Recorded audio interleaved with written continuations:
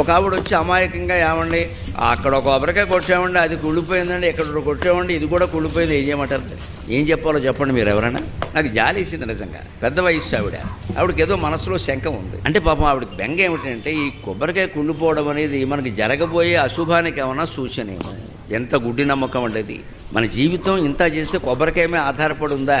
ఇక్కడే ఎందుకు అని ఆలోచించాలి. కొబ్బరికాయ కుళ్ళిపోవడానికి నీ జీవితం కుళ్ళిపోవడానికి సంబంధం ఏంటి? ఎందుకు ఇలా ఆలోచిస్తున్నావు? పైగా మనం కొట్లో కొనేటప్పుడు దేవుడి కోసం అంటే మంచి కొబ్బరికాయ కొంటాం, కానీ కుళ్ళిపోయింది కొనమే. మనం కావాలని చిత్తశుద్ధితో దేవుడికి మంచి కొబ్బరికాయ కొట్టాలని మనం ప్రయత్నం చేసినప్పుడు అదేదో అనుకోకుండా లోపల కుళ్ళిపోతే మనం ఏం చేస్తామండి? అది అమ్మేవాడికి తెలుసా, మనకు తెలుసా?